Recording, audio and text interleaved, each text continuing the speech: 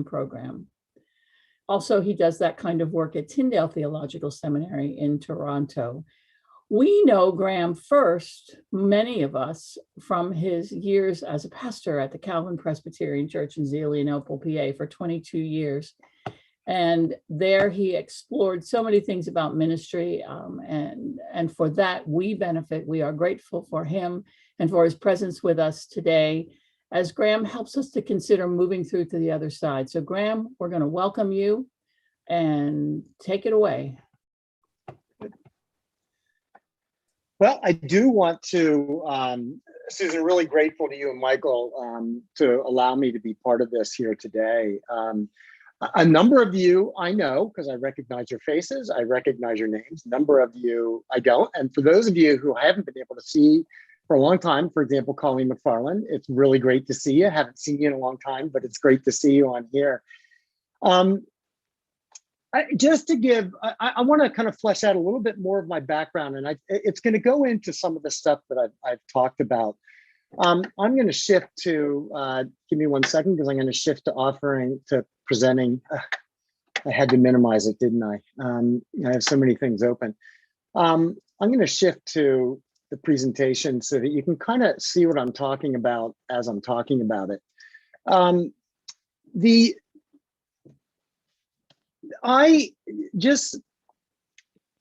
stumbling on my words here. Just to flesh out a little bit about my background, I'm an integrationist. And I think that's really important for the times that we're in. We live in a culture that's always looking for the one thing that's going to improve everything we're doing, the one thing that's going to lose us 55 pounds, the one thing that's going to make our lives better, the one thing in the church that's going to make us all healthier and happier. And I think because of my background, I've always had an integrative approach. My career has been pretty varied. I started out as a therapist working in a psychiatric hospital with adolescents and children. I have a background as an individual marital and family therapist, also a background as a drug and alcohol therapist. As Susan mentioned, a significant part of my life also was working on a PhD in spiritual formation. And really since about 1995, I've been serving as a spiritual director, in addition to being the pastor of a church that then was for 22 years, Calvin Presbyterian Church. But, I also have had an interest in coaching. I really did a lot of self-study in the area of organizational psychology, and also in the area of organizational development. And as a result of that,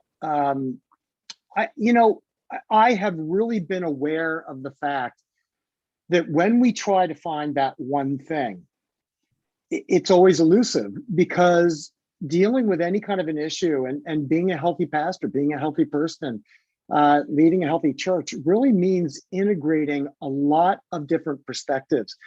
And so often my approach tends to be to pay attention to what's going on in the culture and what other people are teaching, and then adjust myself to teaching the things that maybe people aren't noticing, that people aren't hearing.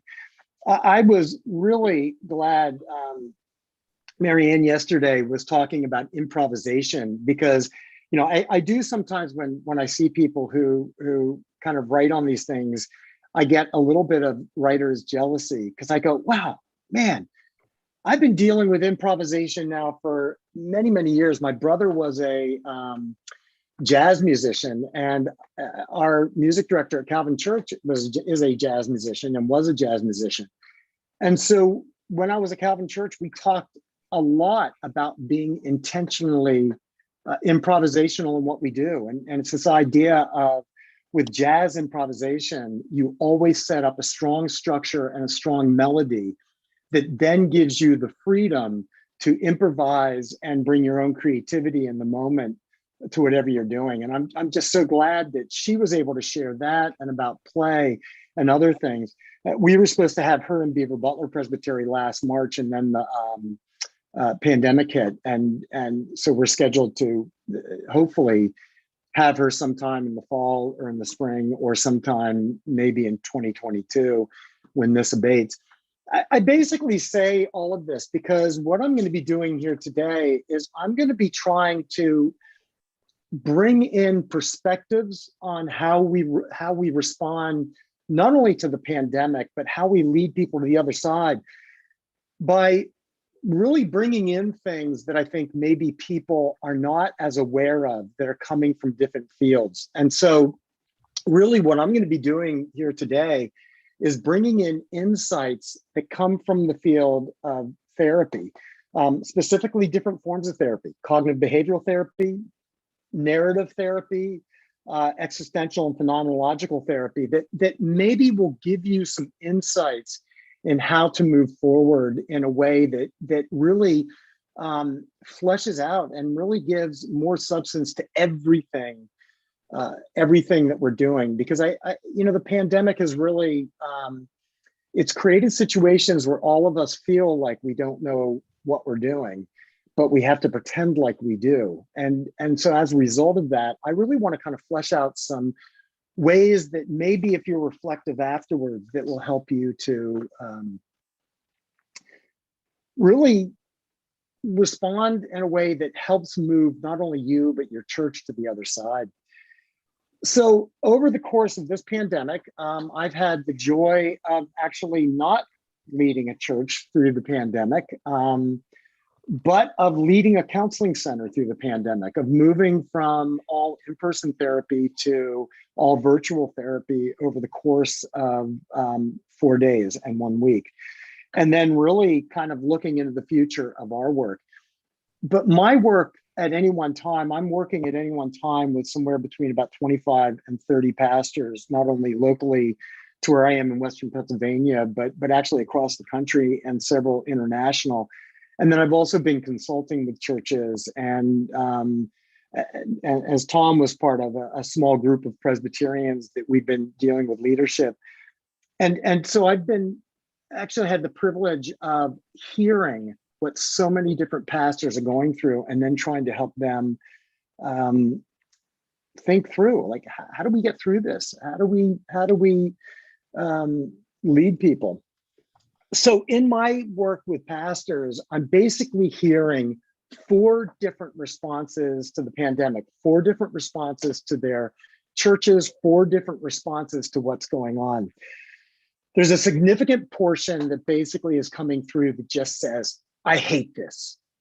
This isn't what I signed up for. It's making me hate ministry and church. When this is all over, I know that I can't leave my church right now because they will feel like they've been left high and dry. But when it's over, I don't know that I'm going to stay in ministry. I don't enjoy this anymore. I don't like it. And I hear this also from friends who are general presbyters, executive presbyters, that they're hearing this a lot in their churches. And there's just a raising of conflict because of this feeling, I hate it. There's another that's related to that. It's not so much I hate this as much as I am just so frustrated. All they want to do is go back.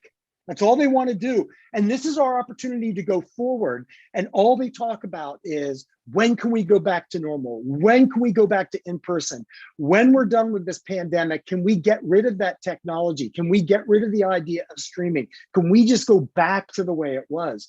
And there's a significant number of pastors who are just incredibly frustrated because they've seen this as an opportunity to do what they've wanted to do for a long time, but their congregations are fighting them on it. There's another group that basically just says, I feel stuck in the middle. Some of my people want to go back to normal. Others want to go forward. Whatever happens, I get blamed. If we don't let people come back to in person, they all say that's what pastor wants. If we do go back to in person, the people who don't want to do that and are scared of it say, well, that's what the pastor wants. And their basic complaints to me have been, I just feel stuck in the middle. I just feel like I'm like no matter what I do, I'm wrong. And there's some truth to that. No matter what we do, it is wrong because there is no right. There is no mythical one thing that we can do that gets us through everything.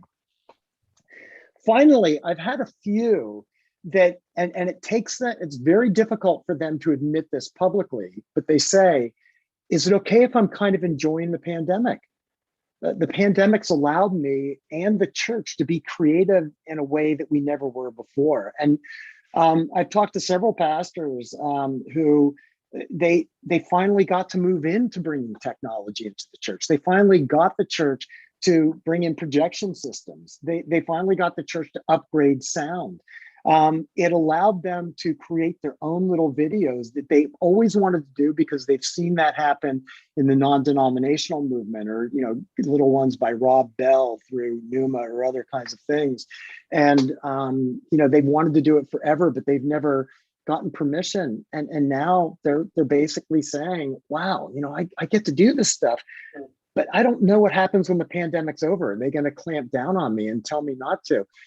I did a Zoominar yesterday for Beaver Butler Presbytery along with another pastor, and one of the things that that we talked about was that for these kinds of people, they now see videos and doing videos as part of their job, and creating an online worship service that's separate from a live stream as part of their jobs, and they're worried that it's going to be taken away from them. And this is important because it's a reality that not everybody's reacting to this pandemic and to what's gone on in the same way. And it makes it very difficult in our churches because there's no one way to respond to everything. So here's what I want to do. And I want to, kind of being aware of the different responses that are out there. What I want to do is I want to take a journey with you all to deal with three different topics. The one is, how do we deal with self and ministry sabotaging ideas? These are the ideas that actually become self-defeating and harm our ministry and harm ourselves, but they're so much a part of our churches and ourselves that we're just not aware of them or what to do about them.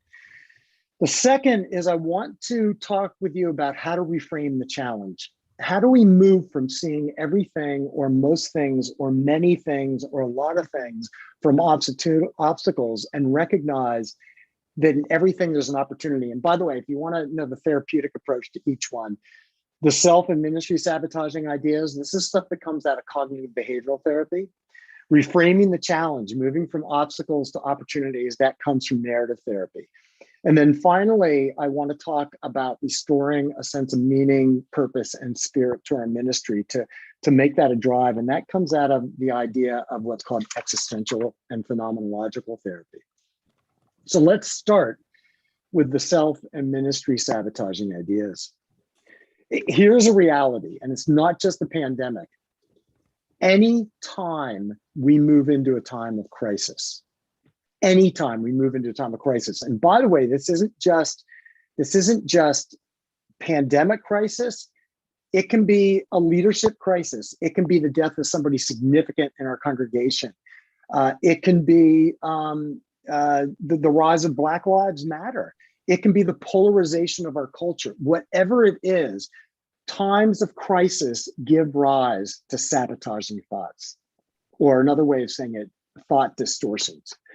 That what happens when we go into crisis, and we have been in crises for a long time. We are in not only in a pandemic, but we have been and still remain in a deep polarization. When we go into crises, they take away the veneer of stability. And I say veneer on purpose. We have never, ever been in a true period of stability. I'm now in my 60s, and I have lived through assassinations of presidential candidates,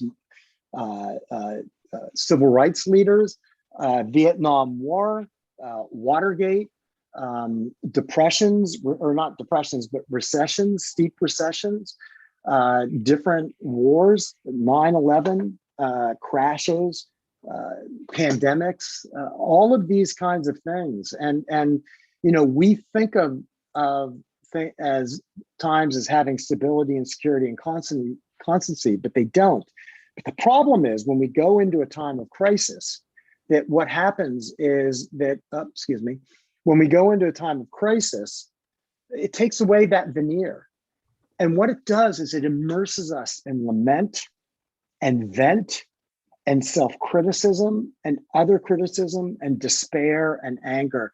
And the more all of these things begin to kind of control ourselves and our thoughts, especially as pastors, the more it bleeds into everything else we're doing, where we begin to feel exhausted. We begin to feel as though things will never end, that we don't necessarily see hope, but we see problems and we see difficulties. Also, crises take away our sense of confidence by placing us in situations where we feel like we don't know what we're doing, that we'll never figure it out. And it heightens our sense that we are failing. This has happened to a significant number of people during the crisis. And I'm going to say this about most of the pastors, not only the Presbyterian Church and the mainline church. Almost every single pastor has had to take a crash course in video technology. Every single pastor who has done that has done an incredible and an amazing job by doing that. But they haven't known what they're doing. And it's even more frustrating because as they've learned to do it, often they're in congregations where no one is stepping up to help them. Or if it's someone who's stepping up to help them, even that is a problem because now you're spending more and more time doing that.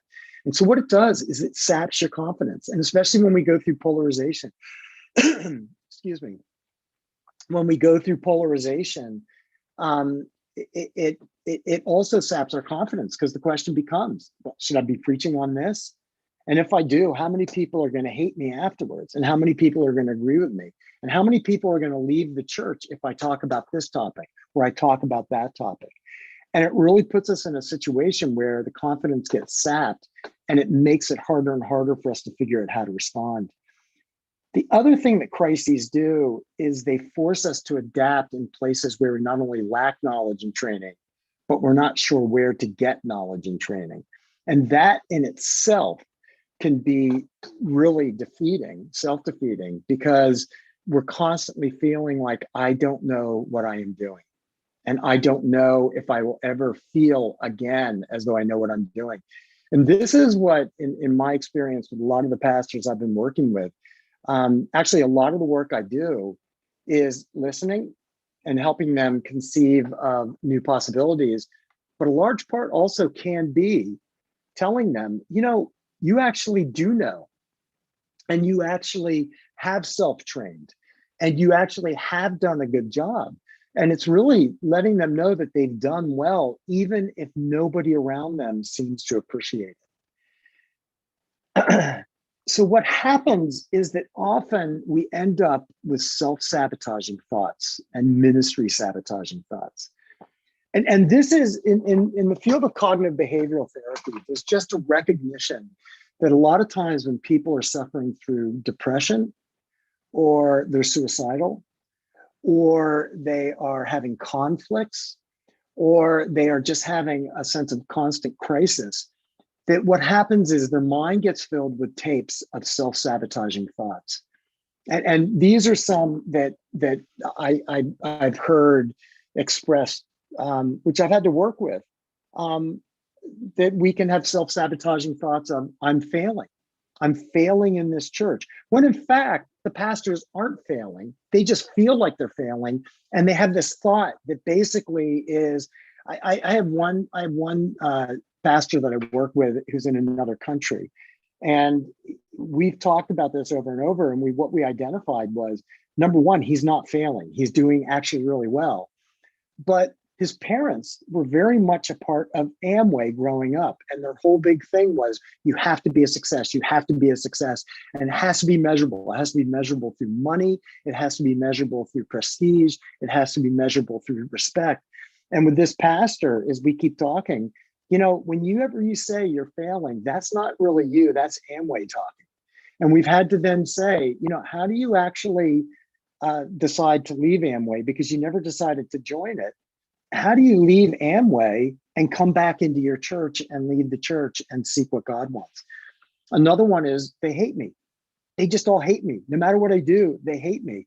And the truth is, even if people in your churches don't always like what you're doing, it's very rare to find a church where people actually hate the pastor. And usually the pastor, when the pastor is hated, they've done things to, kind of, they've earned the hate, and it's incredibly rare that happens. But most pastors are incredibly sensitive. They're self-sensitive, and many are introverts who don't share what they're feeling, and so they get these thoughts of they hate me, they don't like what I'm doing. Or for others, this may be more the men among us, not always, but they're sabotaging me. They're undermining what I'm doing. I'm trying to do what's good for them, but they're sabotaging me. Or I'm ineffective. I'll never be effective, and I'll never be effective. I don't know what it means to be effective, but they want something from me I just don't have, and I'm no longer effective. Or from others is I'm so disappointed in them. I thought they were more mature than this. They're clearly not mature. I don't really know what to do about that because I'm just so disappointed in them. I have a Lutheran client that I'm working with that comes up about every third time we meet. And I kind of have to say, the problem is your expectations of them. You thought they were college students. They're 8-year-olds. I don't mean this to diminish them, but in a lot of ways, spiritually, intellectually, they are college students. They have master's levels. They have extra education, but spiritually, they're not there. So you need to go to where they are, as opposed to wallowing in the disappointment. For a lot of pastors, and this is pre-crisis, I would be better off somewhere else. The struggle is that's not always true. I'm gonna kind of stop right here and just now I'm going to keep going for a second, and then I'll I'm going to keep going for a second, and then I'll come back to that. And there's also ministry sabotaging ideas. The ministry sabotaging ideas that are going on in your churches are, we need to get back to normal. There is no normal. Normal left a long time ago. This is something that I talk to churches about. And by the way, normal in churches has never existed. If you go back to the first century, there was never a normal. The churches were always adapting and expanding. They were adapting to different cultures. They were adapting to different realities. Sometimes Christianity was fully accepted. Sometimes there was mass persecution. Sometimes they had to go underground, literally. Sometimes they could be above ground and celebrate. As Christianity spread, it constantly was adapting to Celtic culture, or to what became Russian culture, or that became Middle Eastern culture or Asian culture. Another is we need to be safe. When the focus is only on safety, that can be withdrawing. Although this is not me saying you shouldn't be safe. It's that it can be sabotaging when that's all anybody talks about. Or another ministry sabotaging is pastor is keeping us from returning, or other churches are back to normal. We need to get back to normal, or this virus is a hoax, or it isn't as bad as everyone is saying. So I do want to stop here, and I'm going to allow you to unmute, but I would enjoy if others, so I don't feel like I'm just sitting here talking just to my computer. If you have a self-sabotaging or a ministry sabotaging idea, just unmute yourself and kind of throw the idea out quickly. And if you don't have any, then I can just stop here and we can move on for the rest of the day. Yeah, go ahead, Colleen. I'm so tired I can't do this effectively anymore. Yeah, I'm so tired. And doesn't mean you're not tired, but it does mean once that grows, it actually tires you out even more. Since I can't see everybody, just kind of, if you feel comfortable, just throw one out, and you may jump on top of each other's voices, but that's okay. What are some others? The church is dying. The church is dying, yeah. And once you get that in your mind, that's all, and that becomes a self-fulfilling prophecy. What are some others?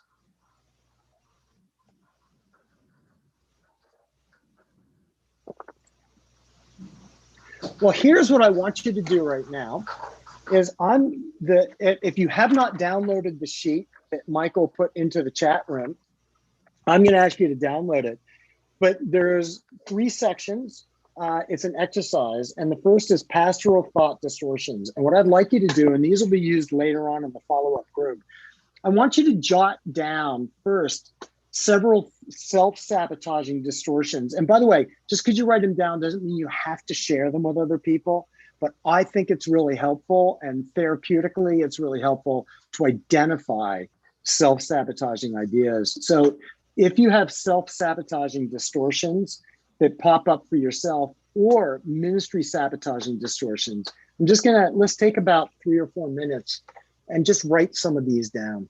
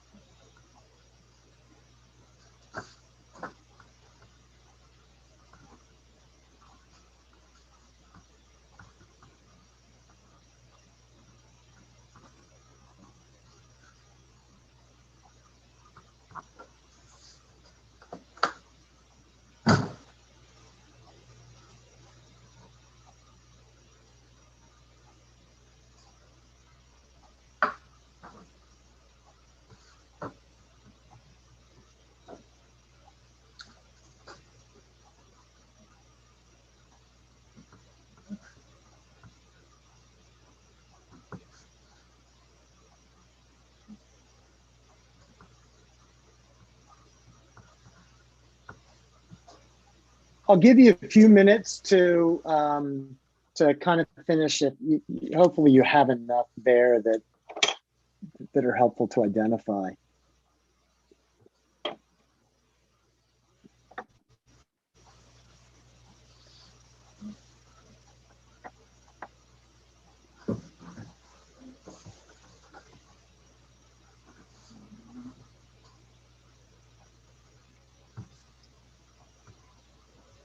So if I can kind of, if you come up with others during this time, just jot them down on the sheet.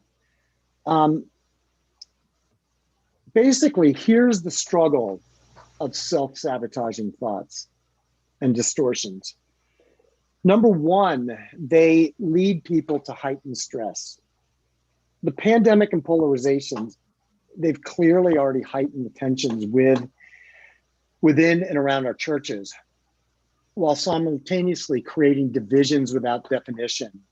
And what I mean by that is there are people who've left our church and we don't know that they've left. And there are people who've actually, in their minds, have joined our church online, but we don't even know that they've really joined. But also it's created all sorts of tensions that may be political, but they also may be around vaccinations. There's a pastor that I'm friends with. They did their first outdoor everybody show up worship service last week. And, they posted kind of a celebratory picture saying, it was great. A number of people who've already been vaccinated came together for worship. And so kind of one of the crankies who used to be a member of the church, but now has moved away, wrote, "It's a really slippery slope when you require vaccinations to worship God." And, I'm not even a member of the church or part of the church, but I wanted to get in there and like just start arguing on Facebook with this person because it was. But I will say, fortunately, instead of me, a much more mature and spiritually heightened person came on saying, we didn't require vaccinations. We just trusted that people were honest and wanted to come together and worship. And then the other person backed down. But there are divisions around these kinds of things that we don't even see, and we don't see the dividing lines. And it makes it feel like minefields, and there's a heightened stress. But the other thing that the pandemic and polarizations have done is it has driven people to be much more crisis-oriented towards life, security, and self. And I'm going to talk about this because I want to reacquaint you with something that you learned in basic psychology classes. I don't know how many of you recognize this. Maslow's. Yes, this is Yeah. Abraham's Maslow's hierarchy of learning. Maslow's. And he came up with it in the 1960s, and it still remains brilliant, where what he said is that growth in life and maturity often looks like the building of a pyramid. At the very, that as you satisfy the needs of one, it allows you to move up to another. And basically, he said, at the very foundation are physiological needs. That's food, that's water, that's sleep, that's homeostasis. That means, our body regulation of everything, but it also includes health, whether I'm sick or not, and sex. And basically, it's one of the reasons why in the Presbyterian Church USA, we do so much disaster relief, we do so much food ministry and things like that, because there's a recognition that if you don't have healthy food, healthy water, health, it doesn't matter how spiritually you lead people. They're not going to get it. And it reminds me of, I had a spiritual directee 20 years ago who was coming from a non-denominational evangelical church. And she complained that after the tsunami, I think in 2003, that hit Indonesia, their church did a mission trip there to help. And basically, she thought, we're going to rebuild homes, we're going to give them healthy food, water, things like that. But instead, they were given bottles of water to hand out in front of the Buddhist temple. And that basically people walking by could get a bottle of water, but they had to accept a tract from the church, basically talking about how they need to give their lives over to Christ. And meanwhile, they were also told, don't go into the temple, that's where the devil is. And she said, I went into the temple and I experienced God. And when I told people in my church that, I got ostracized on the mission trip. Hence one of the reasons she was seeing me and not a spiritual director coming from the more non-denominational world. The second level is safety. Again, a lot of Presbyterian mission is around safety needs, shelter, work, resources, family, property, rules, law, morality. And when we feel safe, we're able to move into a sense of belonging, developing healthy friendships, family, and having sexual intimacy with our partners. And when we're able to do that, we build a level of self-esteem, which is, I feel like I can achieve things. I feel like I have confidence. I feel like I have respect. And eventually for Maslow, the highest was self-actualization, that I have a sense of purpose. I have a sense of meaning. I have a sense of fulfillment. Except that's actually not where Maslow stopped.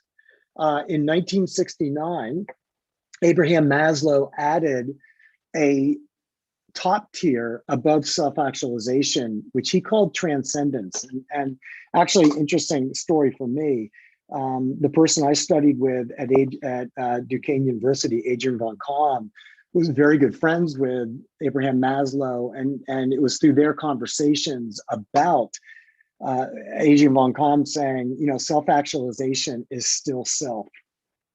That there is a level of transcendence that's about others. It's about joy. It's about service. It's about unity. It's about spirituality. So here's the thing. In our churches, as pastors, whether we recognize it or not, we are always in the process of trying to move people up this pyramid towards transcendence. That's what all of us are seeking, is how do we help people become aware of Christ's presence, to be open to the Holy Spirit, to be rooted in our creation from God, and to become involved in mission and service. I mean, this is what the whole missional approach is how do we achieve a level of transcendence where now it's more about others and not just about ourselves? The problem with the pandemic, and also with the polarization, is that it's caused people in our churches to move back down the pyramid. That what's happened is people have lost a sense of transcendence. I mean, it might be there, but it's often not at the forefront. Who in our culture really has been feeling a sense of purpose and meaning and fulfillment? To what extent have people felt a sense of achievement, confidence, and respect? And the isolation, the quarantining, the lockdowns have really crushed that sense of family, friendship, and intimacy with others. And what it's done is it's moved the whole basic culture into safety and physiological needs. And this is where our churches are. When can we get back to worship? Well, we can't, because we're not going to be safe. Or you'll have people saying, well, we need to, because we need to recapture our friendships and our family and our connections with each other. And by the way, they're both right. It's not as though both are wrong. And by the way, those who are seeking freedom and coming back together, it doesn't necessarily mean that they are at a higher level than the others, because often their search for freedom is still at the safety level of, I feel safer when I'm able to do whatever I want, when I'm able to follow my rules and my law and my morality, when I'm able to protect my property, when I'm able to assert my family. And I think this is the things that are really such a struggle for us in our churches, that we are called to move people towards transcendence. But the problem is the pandemic and the polarization have moved everybody to those more base levels. And the question is, what do we do? How? And it's one of the reasons why a significant number of us are really disliking ministry during the pandemic, is we thought we had a congregation that was about belonging, self-esteem, and self-actualization and transcendence. But they really are now more about safety and physiological needs. And the ones that really have maintained a sense of transcendence, they faded into the background because, they're just adapting. They're just saying, well, this is what God's calling us to deal with, but they're not making noise. And it is what's a struggle.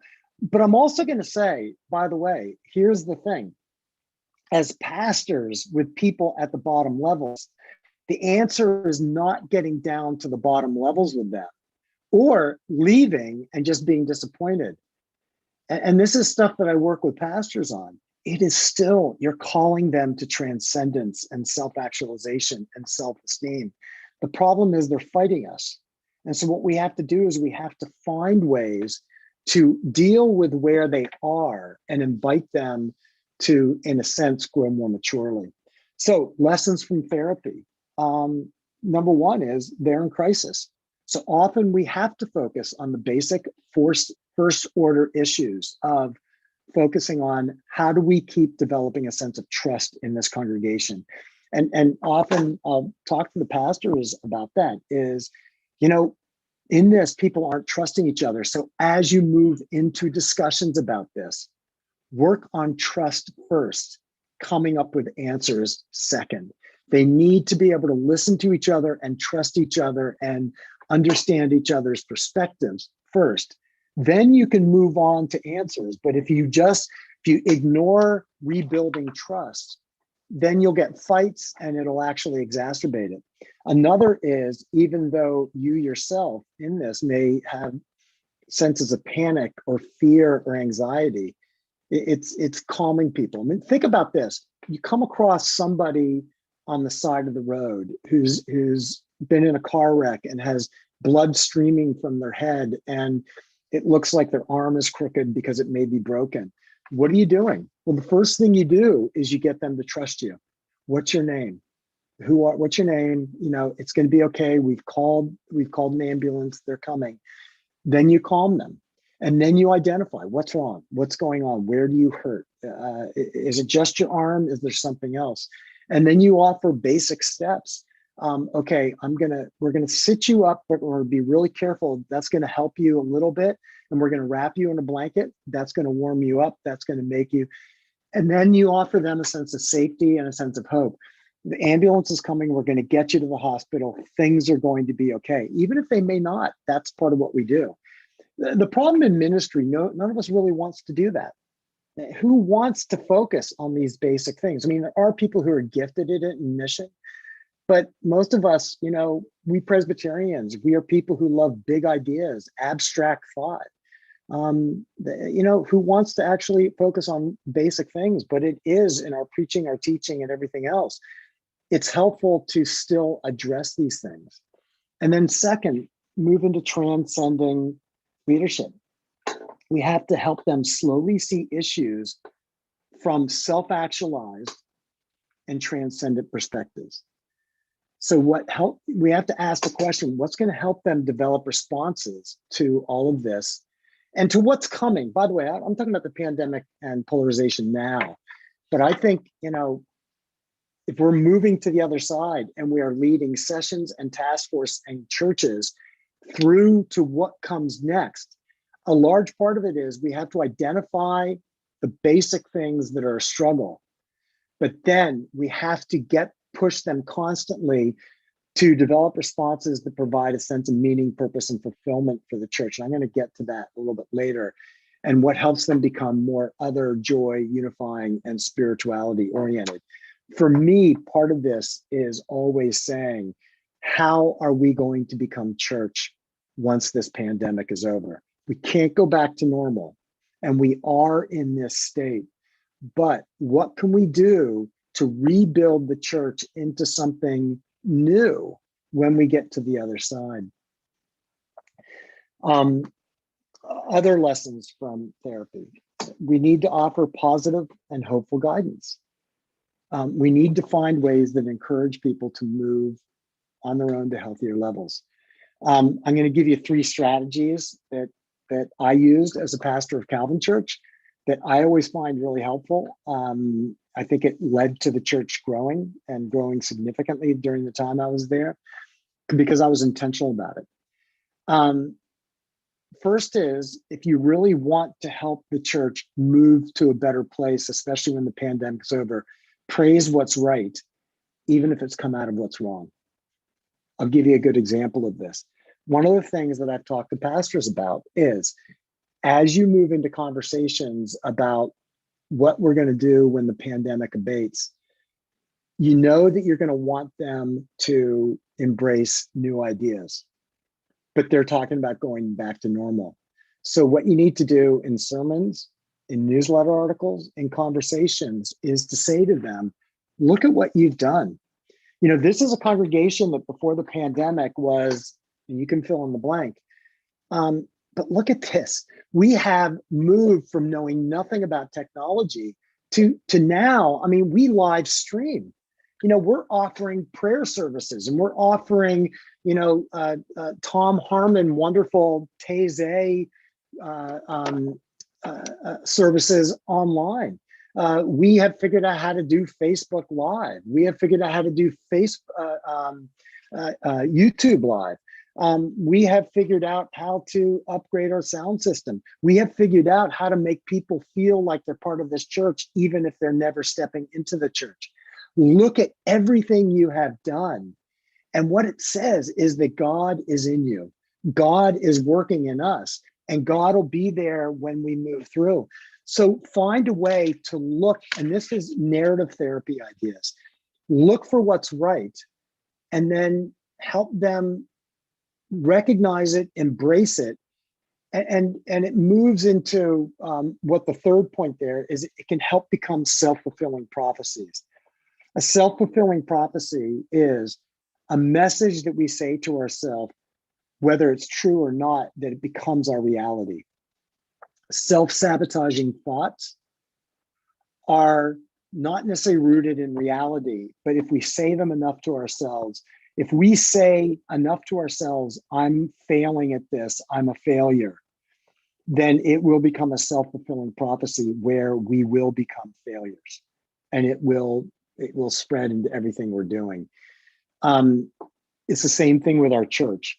When we pray is what's right, we actually prepare them to be more adaptive, to be more open to other possibilities.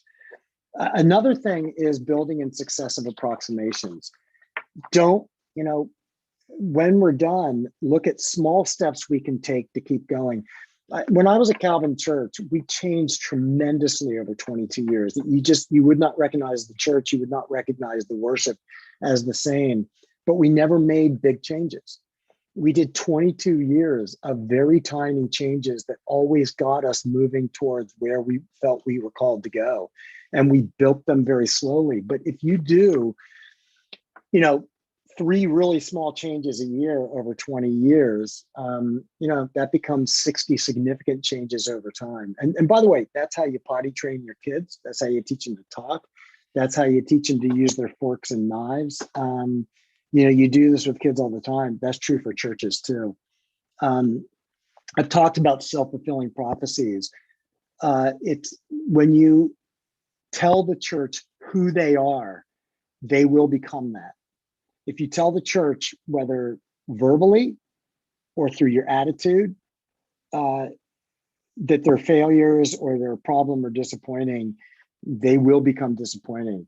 But if you look at their strengths and tell them what they are, they will grow in that. A final thing is that we replace sabotaging thoughts with reality. And we need to substitute healthier thoughts for distortions. So if you find yourself saying, I hate this, turn it into, this just is.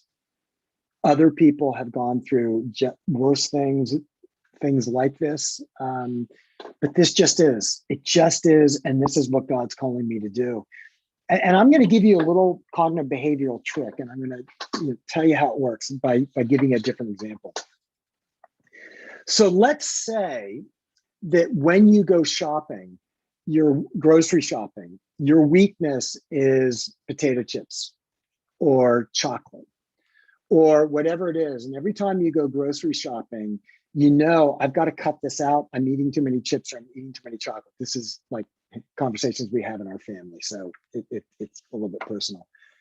There's a little trick you can do, which is go into the aisle, go find the thing that you love the most and you have the hardest time getting away from.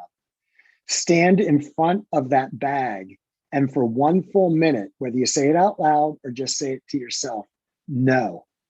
Just go, no, this isn't what I want to eat. No, this isn't what I want to eat. No, this isn't what I want to eat. If you do that every time you go grocery shopping, it won't take very long before you no longer feel the need for that. It's the same thing with self-sabotaging and ministry sabotaging thoughts. When you get caught up in, I hate this, this stinks, I'm disappointed. If you can move that into, this just is, it's just the call that I'm in right now, and you do it over and over again, eventually that becomes the thought that helps you through reality. Or, I'm failing, change that to, this isn't about success or about failure, it's about serving God. It is about seeking what God wants, not about succeeding or failing. Because realistically, in the Bible, they never have a book in the Bible or a part of the Bible that tells you what a successful church actually looks like. It just tells you what church looks like. It doesn't necessarily say, Paul never goes, and this is what is success. And if he did, it wouldn't look like most North American churches. So I'm going to stop here. I don't know. I don't want to give too much time to this, but I want to stop here and see if anybody has thoughts or questions or very, very quick comments about this.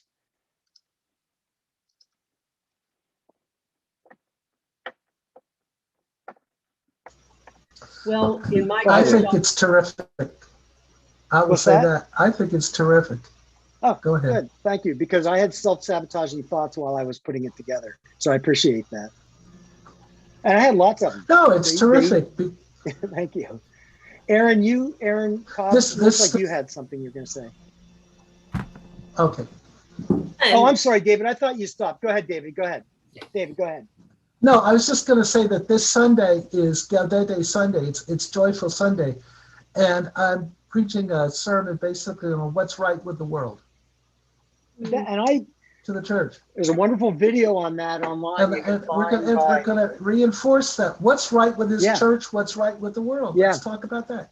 Yeah. Absolutely. Yeah, that's fantastic. Go ahead, Aaron. What were you going to say? Yeah. I think this is super helpful for me in particular because I just hit 6 months at the church that I'm currently serving. And I jumped in to a church middle of pandemic. So Yes. It's been a really challenging experience. But this is giving me some thoughts about, in particular, not just my congregation, but working with my session about what we're going to do. And, I think that this church doesn't have I think they don't know who they are. I think they still see themselves as what they were 20 years ago. But what they are is really fantastic in this community. And so I want to be able to, this will be really helpful as I sort of work with my session to think about who are we now and embracing the joy that is that, as opposed to just sort of dwelling in the past of we were this or we were that. So Aaron, I'll second that. And Dave said that when I first went to Calvin Church, it had been in about 30 years of decline and they had not taken care of the building. So we had cracks in the walls and we had, curtains that were separating rooms that the sprockets had sprung and blah, blah, blah. And I spent the whole first year there telling them why I came to that church. And it was not because of cracked walls. It was because of them. It was because of the relationships they had with each other and how caring they were and loving they were and how they reached out to others. And it was never a lie. But what I was very aware is it became a self-fulfilling prophecy where if I would talk to them about how welcoming you are to other people, they became more, they were already welcoming, but they became more and more welcoming. And I think it's just such an important concept, but it takes discipline on our part. And it takes a spirituality to look for, where God is, not where God isn't. And I'm going to move into that more forcefully in a second. But any other thoughts or comments or questions? Yeah, Mary Kay, go ahead. Well, this is really helpful Hi, Mary too. Kay. Hi. This is really helpful too because my husband and I have recently been diagnosed with COVID. And I'm actually at home right now. There is a real need for safety at the church. We've shut down for 2 weeks to get everything cleared out and give everyone confidence. But this whole safety thing is what I'm even thinking about right now. I'm going to do worship from here at home on Sunday. And we were fully open, albeit with social distancing and masks. And people were feeling safe. And this happened. We have no idea how we got it. But anyway, so yeah, getting me back to that idea of safety is really helpful. It is, but it's also being aware of the need for safety, but don't lose the transcendence. Don't lose that, just because that's the temptation. Is it then becomes all about that, and it takes a intention to overcome that. We could probably keep going for a while, but let me keep going because I do have some other things to share, including a cartoon. So what I want to do is I want to talk about how to turn obstacles into opportunities. And just to give your brain a break from more left brain stuff, I want to show you my favorite cartoon.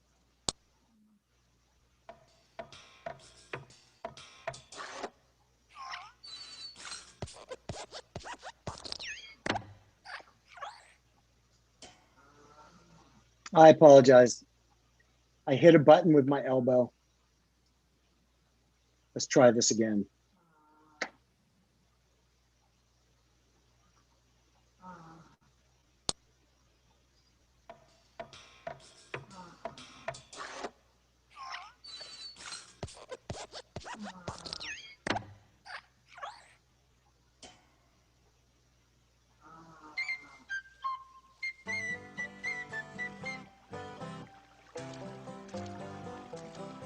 Here's a story on how strange is life with its changes, and it happened not long ago. On a high mountain plain where the sagebrush arranges a playground south of the snow, lived a lamb with a coat of remarkable sheen. It would glint in the sunlight, all sparkly and clean, such a source of great pride that it caused him to preen. And he'd break out in high step and dance. He would dance for his neighbors across the way. I must say that they found his dancing enhancing, for that also joined in the play.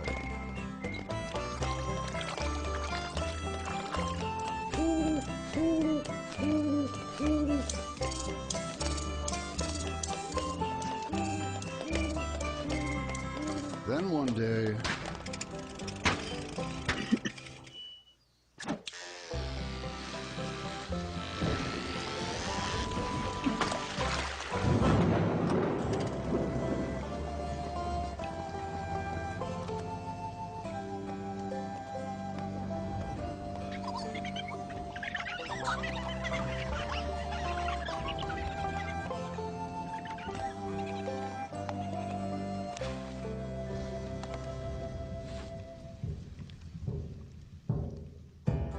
bounding up the slope came a great American jackalope.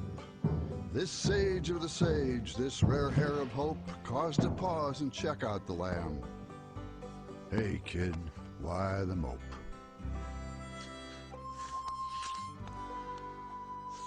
Well, I used to be something all covered with fluff, and I'd dance in the sunlight and show off my stuff. Then they hauled me away in a manner quite rough and shared me and dumped me back here in the buff.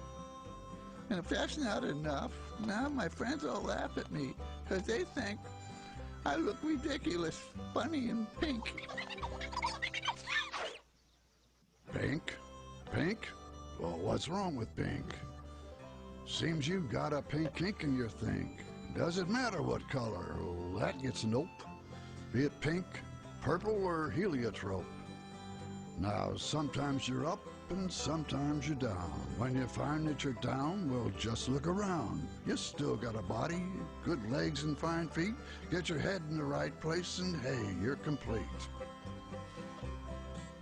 Now, as for the dancing, you can do more. You can reach great heights. In fact, you can soar. You just get a leg up and you slap it on down, and you'll find you're up in what's called a bound. Bound, bound and rebound. Bound and you're up right next to the sky. And I think you can do it if you gave it a try.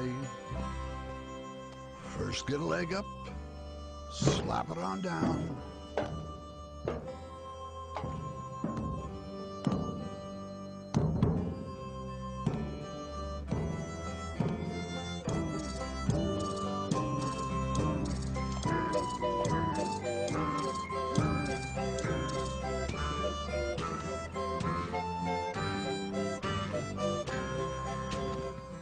So every year, long about May, they'd load him up and they'd haul him away, and they'd shave him and dump him, all naked and bare. He learned to live with it. He didn't care.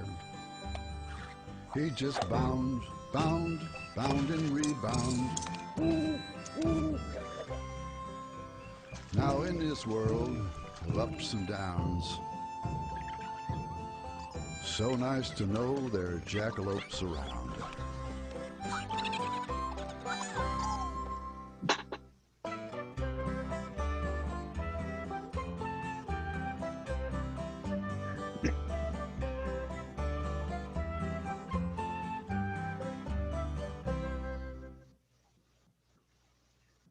So the fundamental message of this cartoon is, if you dance in front of your congregation, even the rattlesnakes will actually dance with you. But there are other lessons too. The other lessons are that as you go through and you're going through problems, if you look for opportunities, you'll often find opportunities in the obstacles. I want to kind of give you a thought, a way of thinking about leadership, especially in these times. And it's metaphor that I've used quite a bit, which is what we need to do is learn to lead like water, not like lava. And what's the difference? I want you to look at the picture of the water coming down the hill. It's coming across all sorts of rocks. It's coming through all sorts of obstacles. But if you look at that water, you can see there's several big rocks right there. And the water does several things. Number one is that if it cannot find a way to just move that out of the way, in some ways the water just goes around it. It looks for a different channel. I can't accomplish this way. Maybe there's another way of doing it. Or sometimes it just goes over it. Sometimes it just says, you know what, I'm going to transcend it. Whatever this obstacle is, I'm going to find a way of just overcoming it. You know, we're going to find a way to get over it.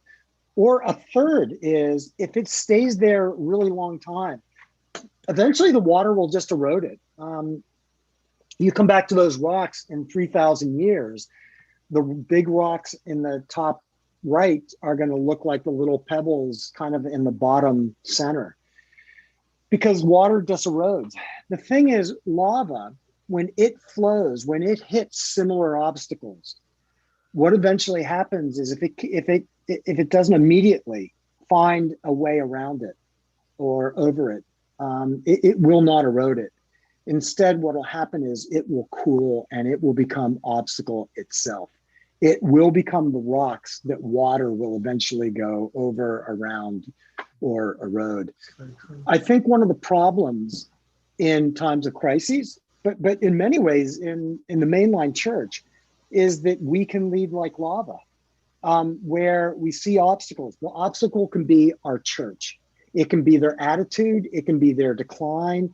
It can be whatever it is. But the more we become obsessed with the problem, the more we become problem focused, the more we get focused on what's in our way or what's not happening or what we don't like or whatever, the more we become like lava, and we become lava also. We become obstacle.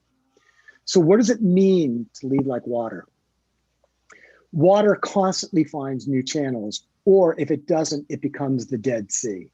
I've visited the Dead Sea. It's a really interesting place, but quite frankly, the Dead Sea isn't really useful for much other than if you want to swim in it and float, or if you want to go down the side and get specialty skin products that you can slather yourself with mud and is supposed to actually get the toxins out of your body. There's really, other than that, there's not much that the Dead Sea does. You get life-giving waters from the Jordan coming down, but you know, if water doesn't flow, it eventually just evaporates. And it's the same thing with our leadership. If our leadership doesn't flow, it will eventually evaporate. So leading like water requires the willingness to face obstacles and look for creative ways to go around, over, erode. This is why Marianne's talk yesterday, I think, was so important, because you're talking about improvisation in our thinking. When we are faced with something, how will we improvise and find a different way of approaching it, as opposed to approaching it the way we've always done? And you're not going to go off by yourself and find those. They come through dialogue with other people. They come through reading books. They come through watching shows. And I'm not just talking about, things that are about church. I mean, it can come through art and literature, but it comes through what I call integrative thinking, where you're constantly looking to other places for ideas. They help you find new channels. Leading like water also requires the willingness to focus on the possibilities inherent in the problems, rather than obsessing over the problem and grieving over a loss. And what it does is it requires the ability to turn obstacles into opportunities. Too often, pastors and churches, we get stuck looking at obstacles and problems in a way that creates more problems. So for example, for a lot of us and for a lot of our church members and our elders, we prize stability and security over discernment and mission. You know, the whole missional movement is really about not just going out and doing mission, but it's about being prayerful and asking God, okay, God, what's out there that we can do to meet people's needs. But what happens in a lot of churches is they get stuck, and it's about stability. It's about security. It's about making the members that we have feel safe. We run into this, by the way, for Samaritan. At Samaritan, we're a counseling center that is in 6 counties throughout Western Pennsylvania. We stretch all the way from Washington, PA to Punxsutawney, PA. I guess another way of saying it is from Washington Presbytery to Kiski Presbytery. I think that's it. But we also are in a bunch of others, Beaver, Butler, Pittsburgh, and others. And we're expanding, and we're about to move into Erie. One of the things that happens is when I talk to sessions about allowing us to join us in mission and to allow us to set up a satellite in their church, almost the first question always is, well, will you be bringing in pedophiles? Will you be bringing in addicts? Will you be bringing in people who are violent and may shoot our members? Because again, the stability and security is always there. And I have to say to them, no, because we don't have those are specialty problems that we're not qualified to do. And then they'll ask me, well, what kind of people come for counseling? And I said, they're people who are sitting in this church who are having difficult marriages, or are feeling suicidal and depressed, but they're not telling anybody. Or they are people who are struggling with their children, or children who are struggling with bullying, that those are the people we're working with. A large part is asking the question, are you being called by God to allow us to be a mission of your church into this community to deal with mental health issues? Obstacle and problem thinking is we tend to see what's wrong with clarity while perseverating. I don't know how many of you know that word. It's a wonderful therapeutic word, which means I can't quit thinking about this. People who perseverate have a tendency to have a thought that they just can't let go of. And often, whether you know it or not, venting to other people, it doesn't get rid of perseverating. Venting doesn't always get rid of my feelings about the problem. A lot of therapists have found that people who vent over and over again, they actually deepen the problem, because as they vent about the issue, they're not looking for ways to resolve the issue, but instead the anger, it imprints the issue into them so that it actually becomes stronger and stronger, and they look for more and more people to vent to. And you all know that. You have people in your church who, once they start venting, they take over the meeting for 20 minutes, and you're stuck going, how do I get us out of this? How do I get away from this person? How do I get this person to stop doing it? Because you know that if you don't do it in the right way, that venting will all of a sudden turn on to you, and the person will start venting about you. When we see problems too much, we tend to also be protective and preserving.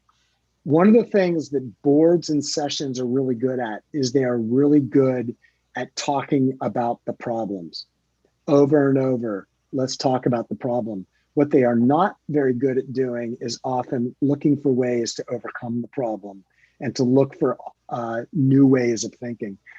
And what happens is, as you become more problem thinking and obstacle thinking, you get more and more frustrated as the problems and obstacles persist, which shuts down creativity.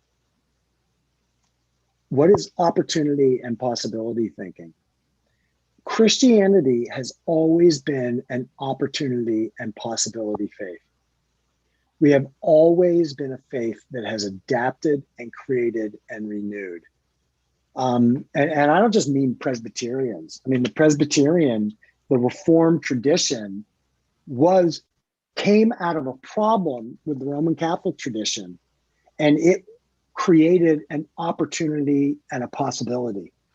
One of the reasons we say we are Reformed, always being Reformed according to the Word of God, is this idea of we had problems in the past and we faced it, and we found new opportunities in the past, and we have problems now, and we will listen to God to lead us into new opportunities. I do think I've often had conversations with people where, I'll come across an Orthodox Presbyterian who will say, well, your thinking isn't very Reformed.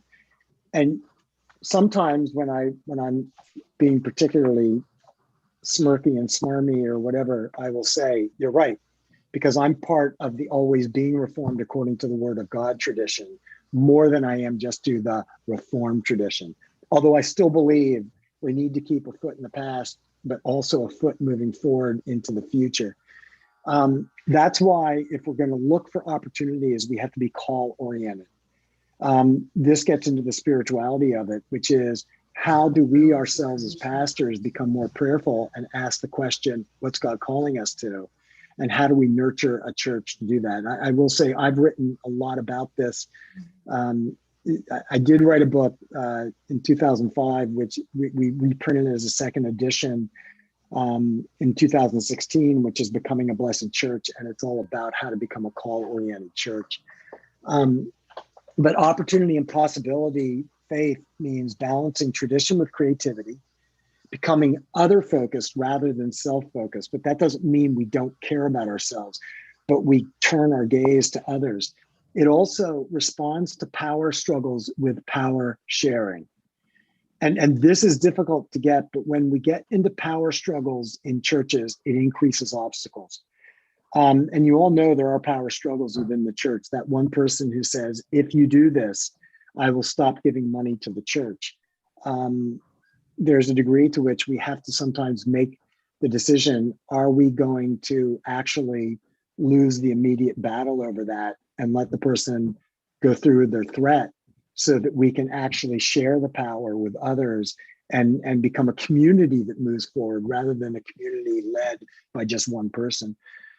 Possibility thinking also leads and lives like water.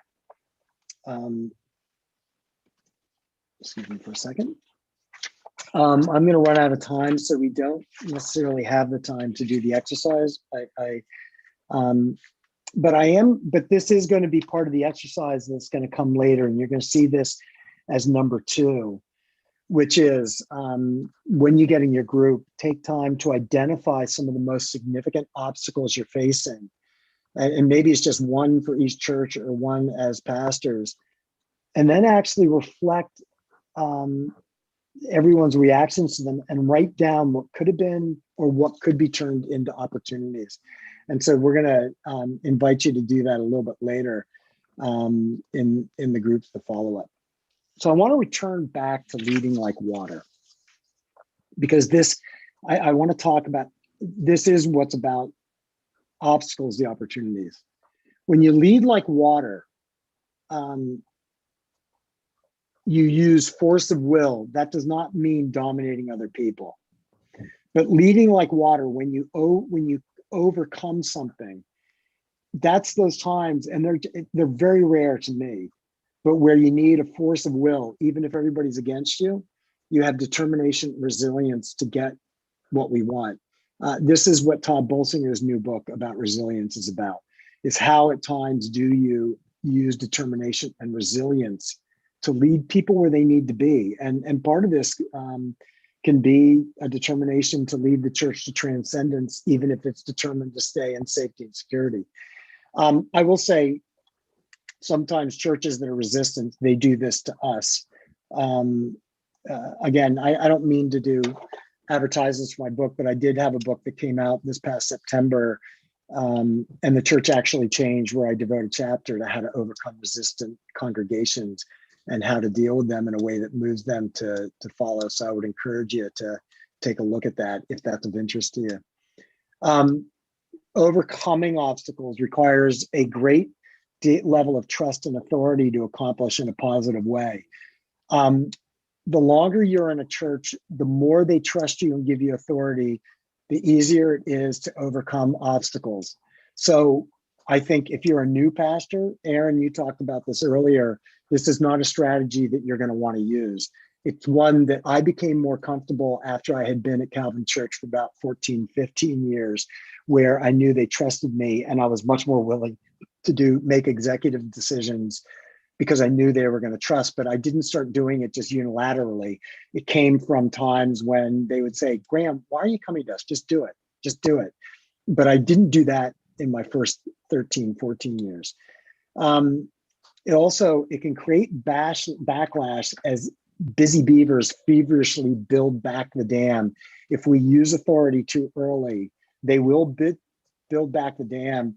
The other thing, using executive decisions and authority, it also puts us on point. And I'm really big on this idea of don't put pastors on point. As pastors, when you're leading a congregation, lead with others. You know, if you're making a major change in the church, do it through conversations with the session, do it through conversations with and determinations by a task force, but don't do it all by yourself, because there will be a backlash if you put yourself on point. Eroding is a little bit different. Eroding requires great patience and faith and resilience to nurture and develop a slow process that erodes the obstacles and shifts thinking to opportunities. Dave Mason, this is what you were talking about earlier, which is, you know, a sermon on celebrating what's right. That's actually eroding. That is, you are eroding negative attitudes and you are shifting people to think more positively. And that needs to be intentional when we lead like water. You know, I can't overcome this and there may not be another way. So how do I do something that slowly, through education, through preaching, through relationships, through the way we do meetings, that slowly erodes certain attitudes and obstacles? Now, here's the thing, is you have to be careful, because if you are conflict avoidant, you will turn this into acquiescence rather than erosion. You can't, you know, erosion, leading like water and eroding is intentional. It's, I am going to be patient and I'm going to take time. You know, so for example, at Calvin Church, you know, they had engaged in mission before I got there, but it was usually through the pastor. I realized I needed to build up a sense of the church taking over the mission, because I'm not the person you want to, you know, we were the host for Habitat for Humanity in Southwest Butler County and then eventually Butler County, but you don't want me putting up drywall, and you especially don't want me painting anything unless you consider drips in the wall to be artistic touches. And so, but part of it was encourage them constantly. What's God calling you to do? How can you turn that into a mission? How can you turn that into a response? It doesn't have to be through the church. It can be at work. It can be at home. It can be somewhere else. And so it really opened up some really wonderful things. We had a family in our church where the mother took a responsibility on herself, that she had 4 children. Each time they turned 16, they could decide where they wanted to do a mission trip and what they wanted to do. And then they would do it. So she had her one daughter wanted to do a medical mission trip to the Ukraine. Another wanted to do, their son wanted to do a kind of building mission trip into Mexico. I can't remember the other 2. And this wasn't part of the church. She just did this with them. And that, to me, that worked, because that was the erosion of the church has to be responsible for mission, to people began to see mission as what they did everywhere. And oh, by the way, here's a mission that I do as part of Calvin Church also. And you know, this is part of what we've done at Samaritan, where one of the little erosion things we've done is that, you know, for us, our therapists typically think of people come to us into our office, we offer therapy. And so what we started doing was paying them to go out into the community, that if you need a free, and if you're in Western Pennsylvania, I'll offer this. We have therapists who can offer workshops on an incredible number of things. And they, and what we do is we say, if you need somebody to come and do it for free in your church or somewhere else, we'll actually pay them to do that. You know, unless you can afford it, and then we'll ask you to please pay them, because, you know, that allows us to pay for them to do other places. But that's an erosion of the therapist thinking that all they do is having people come to them and then help resolve issues. Going around is being willing to explore possibilities. It's willingness to change expectations from what I and we want to what we're called to and what's possible, even if improbable. Leading like water and going around means doing lots of exploration and letting go of the fear of failure.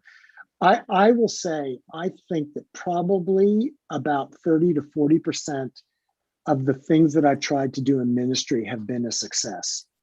I'd easily say there's about 60% of things that just never worked. And I go through that at Samaritan too. I have ideas. I often said what got me to start writing books was I didn't want to inflict my full self on the congregation because I have way more ideas than they can do. And it always gave me something else so that I wasn't always focusing on them. But, if I'm doing 40% success at Calvin Church or at Samaritan, I'm in the Hall of Fame in baseball. I'm a lousy goalie, but I go into the Hall of Fame in baseball. So going around means trying things and don't worry about whether it fails. It doesn't matter if it fails. One of the things I've learned, for example, in the Southern Baptist denomination or the non-denominational world, is they tend to have success rate in establishing churches. 3 in 10 churches actually stay 5 years later to 10 years later, and only 2 out of 10 could actually be considered a growing church, which means there's an awful lot that they do that doesn't work. But it's partly why they're able to grow is because they don't worry about what doesn't work. They worry about what does. Leading like water and going around is collaborative. It's looking for things that are creative. And also it sees change as the job. An example, in my time at Calvin Church, I may have mentioned this before, but I started in 95 before emails started. I had to go through getting the church to get internet wiring in. And quite frankly, there was a lot of resistance to that. I remember Vic. Vic isn't alive anymore, but Vic was the building and grounds guy. And he was like, why do you want to do these emails? Well, what's so important about getting on this interweb? And we would say, well, it allows people to contact us through emails. Why don't they just pick up the phone? And you can just pick up the phone and call them. And he said, well, also it allows us to send things back and forth from my computer to the secretary. Well, just get off your butt in your office and walk the stuff over there. And, really, there were a lot of people who felt like that. A lot of people would look at that conflict and go, this really isn't my job. I shouldn't have to be doing this, but it is. It's the job. Leading people to bring in internet and then to do websites and then to move into projection and then to move into live streaming and then to do whatever's coming next. I mean, that's what's coming down, whatever's coming down the pike, that is the job. And water is always looking for how to go ahead and move into those pools.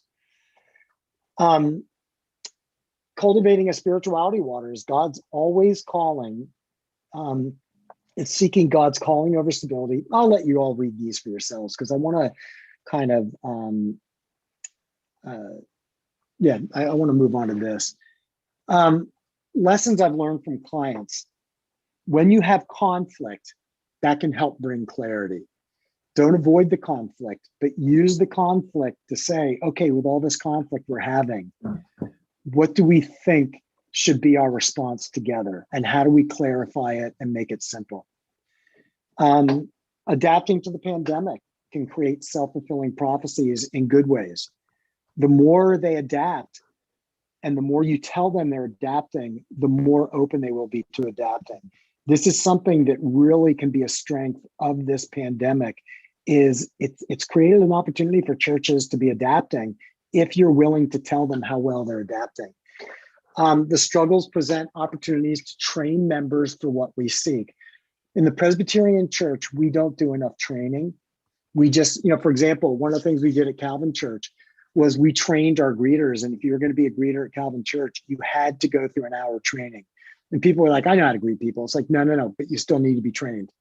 And the reason why is they think they know, but then they do things like somebody comes in and they'll go, oh, are you a visitor? And the person will go, no, I've been coming to this church for 15 years.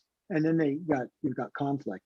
We would train them to say to people, are you a member? Because no visitor is ever offended by being called a member, but members get offended by being called a visitor. Personal and frustrations and sublimating callings can open new channels for new possibilities. And also delegation. The more you delegate and give committees and task forces and everything else authority, the more it creates meaning and purpose. So I didn't really get to go into pursuing meaning, purpose, and joy, but I will give you this quote from Viktor Frankl, and I'll invite you, I'm going to actually invite you to write down a book. It's called A Life on Purpose. And when I'm done, I'll put it in the chat function, by a guy named Victor Stretcher. And Victor Stretcher is a University of Michigan public health professor who has been teaching a course for a long time. And he has one on Coursera on finding meaning and purpose. My interest in this came originally from Viktor Frankl, who was an Auschwitz concentration camp survivor, who said, everything can be taken from a man, but the one thing, the last of the human freedoms, to choose one's attitude in any given set of circumstances and to choose one's own way. And I would encourage you to think about your ministry as a pursuit of purpose and meaning for you and for them. There's a couple quotes by Victor Stretcher that I'll invite you to take a look at. And also I'm going to close with this because I think it's a really wonderful quote by Henry Nouwen that I use a lot, which is, actually, I'm going to follow this up with one last thing. He said, I met an old priest who said to me, I complained for too long that my work was constantly being interrupted until I discovered that my interruptions were my work. I complained for too long that my work was constantly being interrupted until I discovered that my interruptions were my work. So, final thought. I didn't get enough time to go over this. I apologize, but you're probably ready to move on from me. So I'll have to let this go and lament it later. Victor Stretcher says, in life, we need to pursue meaning and purpose. Meaning always asks the question, why am I here? Why did God put me here? Purpose asks, am I living for what matters most? When we pursue a ministry, a meaning and purpose, and when we lead a church from a place of meaning and purpose, we pursue that place that says, this is why I am here. What I am doing is why I'm here. You're ministering in times of pandemic. It is why you're here. It's why you were called. And when you live for what matters most, it is, I am leading this church through this pandemic and through this polarization to what's next. That is what matters most. And I'm going to close there and invite you to read stuff. Mike and Susan, do we have time for any quick questions, or should we just go ahead and stop here? And I'm good either way. Yeah, I think if you would like to host some questions, that's fine. But as you do that, I'm going to say to folks, if you need to take a minute and use the restroom before we do a half an hour in small groups, go ahead and do that. But I know that some of you look like you may have some stuff you want to ask. So go ahead and feel free. And Gran, don't be offended if some people have to disappear from the screen for a minute. No, this is one of my opportunities or obstacles into opportunities statements I came up with a long time ago. It helps with thought distortions. Just because someone does something offensive doesn't mean I have to be offended. And leaving here is not offensive, but it certainly means I don't have to, I'm not going to worry about it if people leave anyway. So well, that's great. But the caution, which we've experienced, I think, at GA, is do not take your Zoom appliance with you wherever you go. We don't want to be here or do it. So go ahead. I will, and even though, yes, I will not take it to the next room after this. Yes. Not you, but them especially. So folks, if you have a question, let's see. Graham, can you see everybody? Do you have your, why don't you have? Yes, I can. I can see most. I see 1 and 2, and I'm only going to do probably about 5 or 6 minutes because I do know everybody needs to take a break, and you have a much longer day than I do. Raise your hands, physically or otherwise, and we'll see what we can do. Yeah, David, go ahead. I just want to say thank you. That's all. I want to thank you because I came into this today I just want to say thank you because you really turned my thinking around today. Really has helped me tremendously. And this is very positive. And I like to be positive, but sometimes, as life goes on, the obstacles weigh you down. But you know what? They do. This has really turned me around. Metanoia. Good. Thank you. Right? Thank So you. And Dave, that say. is one of the reasons why, even though I don't know you, you are my favorite pastor right now. So thank you. Ooh, thank you. Thank Any you. other thoughts or questions? This is perfect timing because of the fact of what I'm going through right now with having to shut back down and being on quarantine myself.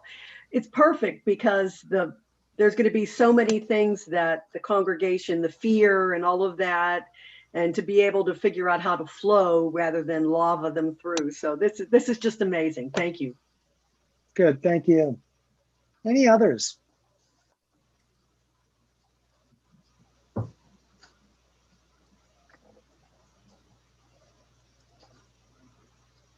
Well, I'm going to let everybody go.